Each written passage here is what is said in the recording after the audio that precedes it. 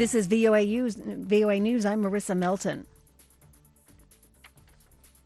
House Democrats want information on several current and former State Department officials in the Ukraine probe, and Secretary of State Mike Pompeo is telling them to back off. AP Washington correspondent Sagar Magani reports. Segretario di Stato degli Stati Uniti d'America, Michael Pompeo. While visiting Rome, Pompeo's accused 3 Democratic committee chairs on Twitter of trying to intimidate and bully the officials by asking them to appear for depositions in the next 2 weeks. He says that's not feasible and that he will use all means to stop them from being intimidated.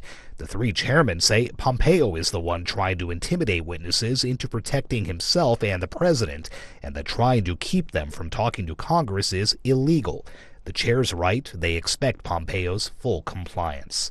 Sagar Magani, Washington. Australia has confirmed President Trump asked Prime Minister Scott Morrison to help investigate the origins of the Mueller report shortly before Morrison's visit to the United States. From Sydney, Phil Mercer has more. Australia has said it will use its best endeavours to cooperate with the Justice Department investigation into Robert Mueller. His probe into alleged Russian interference in the 2016 presidential election was in part prompted by a former Australian foreign minister and diplomat. Alexander Downer reported that a member of Donald Trump's campaign team, George Papadopoulos, was aware of Russian attempts to discredit former US Secretary of State Hillary Clinton, the Democratic candidate, in the 2016 US national election. Downer told the Australian Broadcasting Corporation he has nothing more to add to his reporting of that conversation in May 2016. This is VOA News. North Korea has agreed to resume working-level nuclear talks with the United States starting this Saturday, according to a senior North Korean diplomat quoted in state media. The announcement comes almost exactly 3 months after U.S. President Trump and North Korean leader Kim Jong-un met and agreed to resume working-level talks. A federal judge is upholding affirmative action at Harvard University. The AP's Ed Donahue has more. Harvard has been cleared of discriminating against Asian American applicants. A group called Students for Fair Admissions claimed the school was deliberately and illegally holding down the number of Asian Americans accepted. They called it an Asian penalty, giving preference to Black and Hispanic students with lower grades. The judge ruled Harvard's admissions process is not perfect, but there's no evidence of discrimination. Students for Fair Admissions says it will appeal. The fight over affirmative action gets some relief for the moment, but experts say the issue could go to the Supreme Court. I'm Ed Donahue.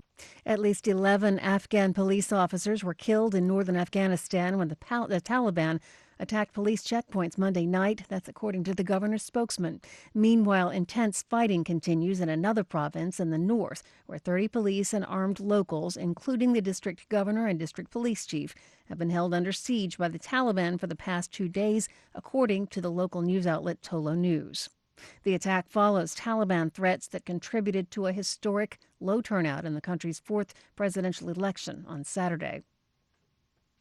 There's new research out talking about the risks of eating meat. AP's Mike Gracia has more. The journal Annals of Internal Medicine published a series of papers Monday challenging established advice linking red meat consumption to cancer and heart disease. An international panel of researchers wanted to gauge the potential impact of eating less meat based on the average of 2 to 4 servings a week eaten in North America and Western Europe. Their research found cutting 3 servings a week would result in 7 fewer cancer deaths per 1,000 people. A group of prominent U.S. scientists voiced concerns about the research and tried to stop publication. The brother of Iranian President Hassan Rouhani has been sentenced to 5 years in prison for corruption and bribery. The semi-official Fars news agency quoted an informed source as saying the brother allegedly paid money to certain individuals in charge of bribing banks and other influential sectors of the economy for large sums. 2 years ago, more than 46 lawmakers called on Rouhani to present his brother to the judiciary to face financial corruption charges. And Iran's judiciary says it has sentenced a man to death for spying for the CIA amid rising tensions between Tehran and the United States. 2 other people were sentenced to 10 years for the same crime. I'm Marissa Melton. This is VOA News.